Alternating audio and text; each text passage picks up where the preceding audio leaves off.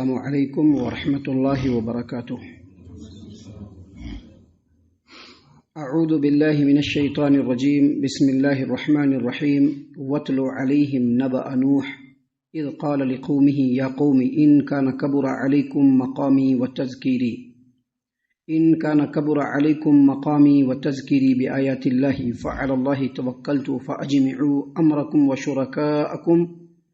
وشرکاءکم ثم لا یکن امرکم علیکم غمة ثم اقضوا الی ولا تنظرون فإن تولیتم فما سألتکم من اجر ان اجری الا علی اللہ وامرت ان اکون من المسلمین فکذبوه فنجیناہ ومن معه فی الفلک وجعلناهم خلائف واغرقنا الذین کذبوا بآیاتنا فانظر کیف کان عاقبۃ المنذرین۔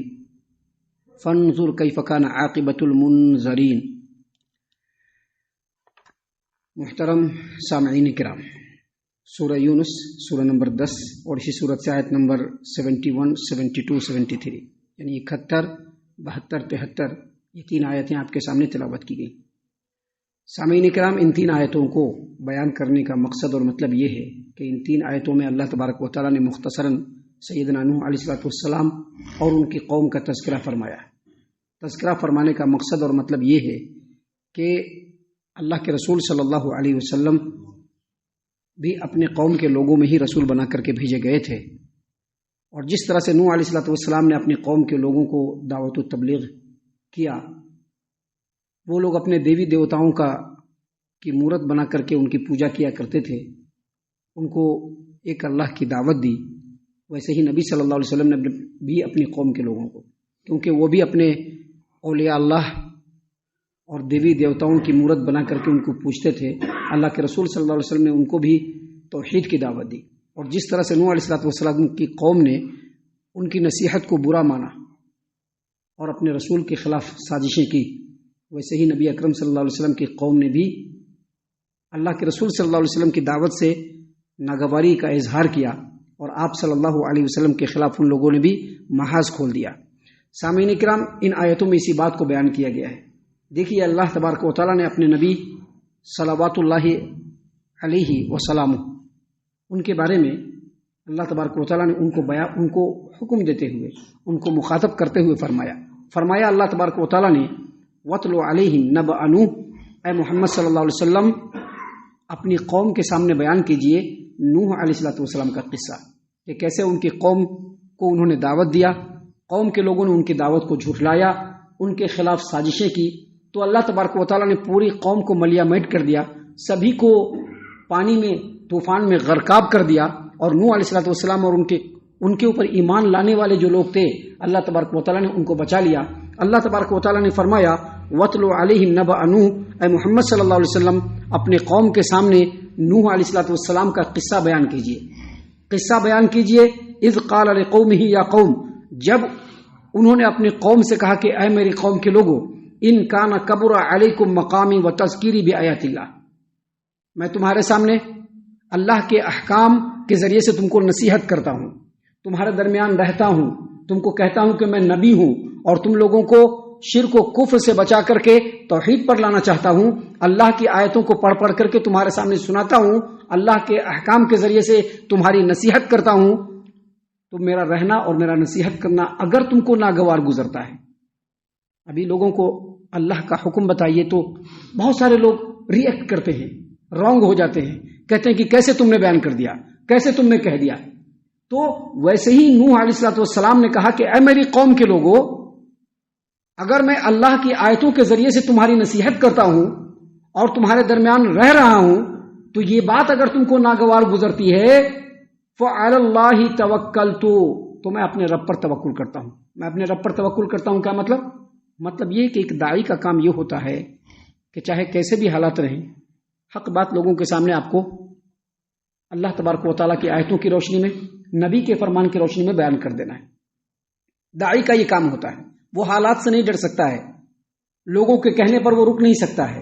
اسی لیے اللہ تبارک و تعالیٰ نے اپنے پیارے رسول صلی اللہ علیہ وسلم کو کہا کہ آپ اپنی قوم کے لوگوں کو کہہ دیجئے کہ جس طرح سے نوح علیہ السلام نے اپنی قوم کو کہا کہ میں تم کو ایک اللہ کی طرف بلا رہا ہوں اللہ تبارک و تعالیٰ کی توحید کی طرف تم کو دعوت دے رہا ہوں، اور اگر تم کو یہ بات بری لگتی ہے، ناگوار گزرتی ہے، فعلی اللہ توکلت، تو میں نے اپنے رب پر توکل کیا۔ ویسے آپ بھی کہہ دیجئے کہ میں نے اپنے رب پر توکل کیا۔ جو رب العالمین نے مجھ کو حکم بھیجا ہے، جو آیتیں میرے اوپر نازل ہو رہی ہیں، جو اللہ کا پیغام آ رہا ہے، میں برابر وہ پیغام لوگوں تک پہنچاتا رہوں گا، چاہے تم کو ناگوار گزرے یا نہ گزرے۔ سامعین کرام، نبی صلی اللہ علیہ وسلم کے زمانے میں بھی مشرکین مکہ یہ کہا کرتے تھے کہ ہمارے اولیاء اللہ کے خلاف، ہمارے معبودوں کے خلاف جو تم نے محاذ کھول رکھا ہے، اگر ہمارے معبود بگڑ گئے، اگر ہمارے اولیاء اللہ بگڑ گئے تو پھر تمہاری خیر نہیں۔ بالکل یہی چیزیں نوح علیہ السلام کے زمانے میں ان کے قوم کے لوگ بھی کہا کرتے تھے کہ جن لوگوں کی ہم پوجا کرتے ہیں نا، وہ اللہ کے بڑے قریبی ہیں، وہ اولیاء اللہ ہیں، اس کائنات میں ان کا بڑا اختیار ہے، اگر وہ ناراض ہو گئے تو اے نوح تمہاری خیر نہیں۔ نوح علیہ السلام نے اپنی قوم کے لوگوں کو کہا اپنے قوم کے لوگوں کو کہ فَأَجْمِعُوا أَمْرَكُمْ وَشُرَكَاءَكُمْ، تم اور تمہارے معبود جن کو تم اللہ تبارک و تعالیٰ کے ساتھ شریک ٹھہراتے ہو، وہ سب مل کے میرے بارے میں ایک فیصلہ کر لو، میرے بارے میں ایک فیصلہ کرو، لیکن میرے ساتھ کیا کرنا ہے۔ ثُمَّ لَا يَكُنْ أَمْرُكُمْ عَلَيْكُمْ غُمَّةً، اور جو فیصلہ کرو وہ چھپا کر کے بھی نہیں، بالکل کلیئر بول دو کہ نوح کے ساتھ یہ کرنا ہے، نوح کے ساتھ وہ کرنا ہے۔ یہ ساری تقریر کہاں ہو رہی ہے؟ مکہ کے اندر۔ کس کو بتلایا جا رہا ہے؟ مشرکین مکہ کو۔ کیوں بتلایا جا رہا ہے؟ اس لیے بتلایا جا رہا ہے کہ جس طرح سے نوح علیہ السلام کو ان کی قوم کے لوگوں نے سازش کرنے کے باوجود نوح علیہ السلام کا کچھ نہ بگاڑ سکے، محمد عربی صلی اللہ علیہ وسلم کا بھی کچھ نہیں بگاڑ سکیں گے۔ یاد رکھیے، ایک موحد کا اس بات کے اوپر مکمل اعتبار ہوتا ہے، اعتماد ہوتا ہے، بھروسہ ہوتا ہے کہ اس کا رب، اس کے رب نے اس کے بارے میں جو فیصلہ کیا ہوگا وہی اس کے ساتھ ہوگا، دوسرا کچھ بھی نہیں ہو سکتا ہے۔ کسی کے اچھا کرنے سے اس کا اچھا نہیں ہو سکتا، کسی کے برا کرنے سے بھی ایک موحد کا یا کسی بھی انسان کا کچھ بھی برا نہیں ہو سکتا۔ ایک موحد کا یہ عقیدہ ہوتا ہے۔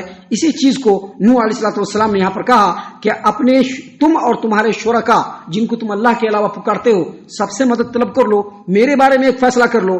ثم لا يكن امركم عليكم غمہ، اور میرے بارے میں جو فیصلہ کرو وہ پوشیدہ نہیں ہونا چاہیے بلکہ سب کے سامنے کلیئر کر دو۔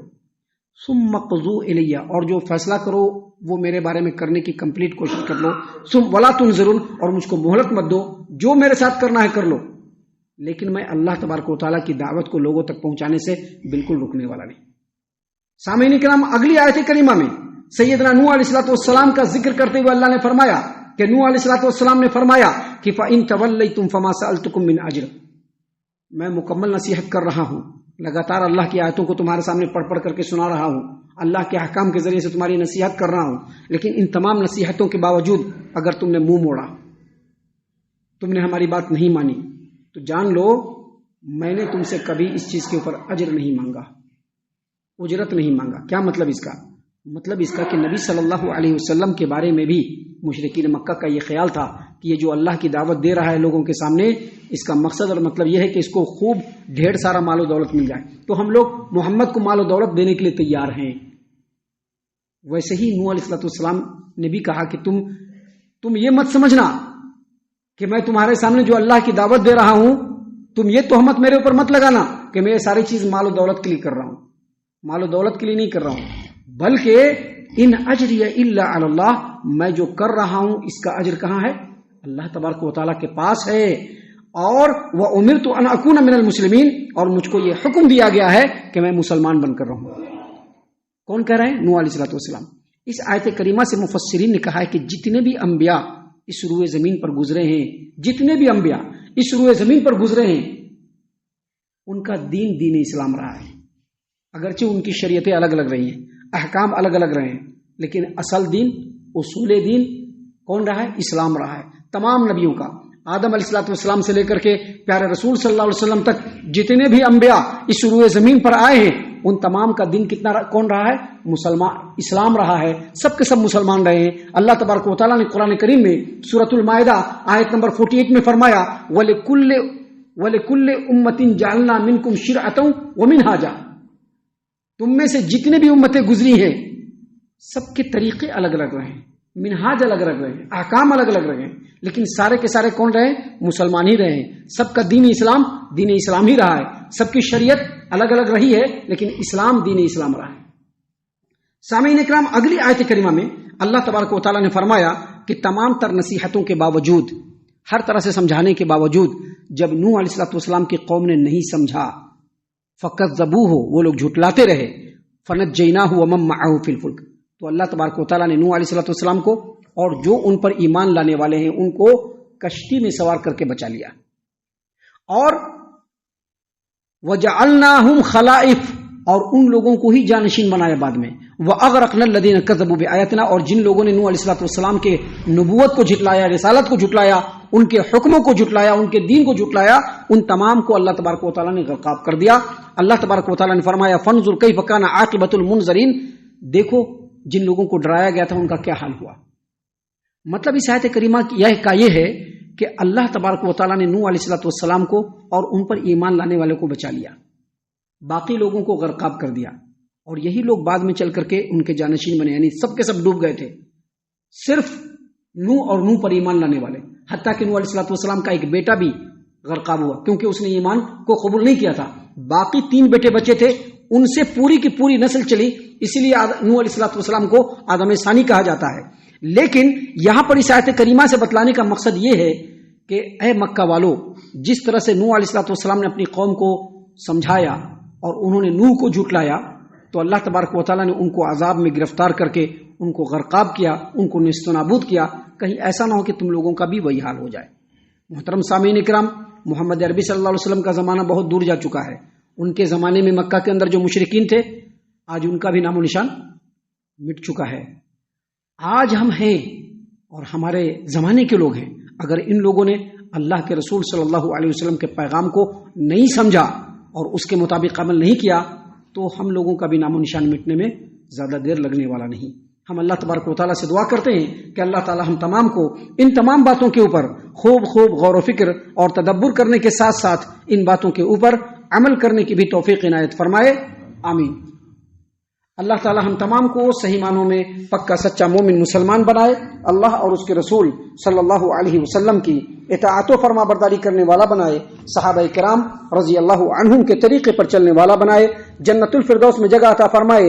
اے اللہ ہم تمام کو جہنم سے پناہ دے، اے رب العالمین ہم تمام کو جہنم سے پناہ دے، اے مالک الملک ہم تمام کو جہنم سے پناہ دے. آمین یا رب العالمین. وما علینا الا البلاغ المبین.